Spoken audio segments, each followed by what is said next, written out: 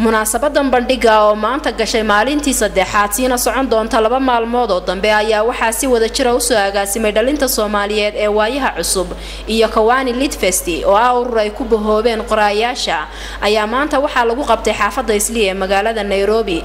Munaasabada oo diiradda lagu saarayay doorka qoraayaasha iyo suugaanleydu ay ku leeyihiin nabadda iyo isdhexgalka bulshada ayaa waxaa ka soo qayb galay abwaaniin waaweyn oo ka mid yahay abwaan Maxamed Ibrahim Warsame Hadraawi warsan shire oo ah gabar Soomaaliyeed oo qoraa kuna gabayda luqadda Ingiriiska fanaaniin iyo marti sharaf kale.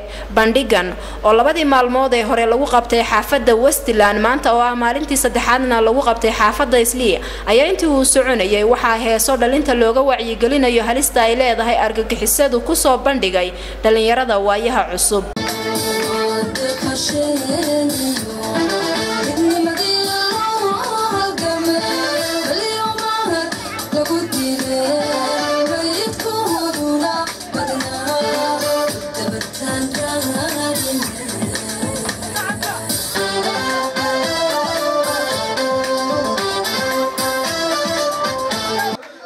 Soomaaliya maanta waxa u baahan tahay waa Soomaali wax kale ma u baahna.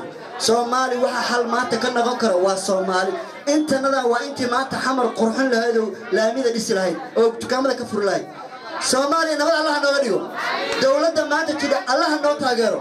Ilaahay nooga dhigo dawlad dhibka looga baxo. Shabaab dalkanaga kuwa qaribaya Ilaahay waxa fahansiyo. Ilaahay nabadda ha fahansiyo.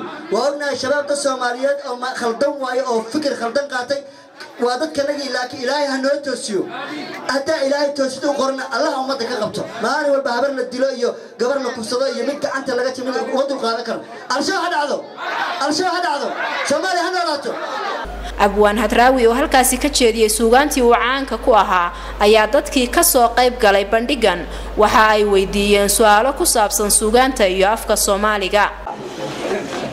waqtigaas waxa laga yaabaa iska dhalinyarada ahay maanta nin jacayl ka sheekayn kara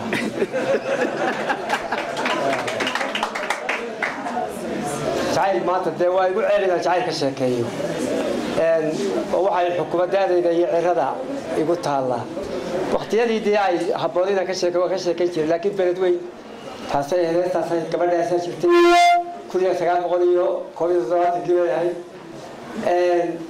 waqtiga la ku tayaarno aqoonta yada ama kaalinta ay jacaylka ahayd aanu wada xilka jacaylka u qaadisay aan dadka ku shuweeyay jacaylka gacalka ku afuufeynay waqtigaas baa xaqiiqad jirtay gabadhii biko ay joogtay Sweden iyadoo ay Sweden joogaan anna woo baahay halka u dhaafi kari maayo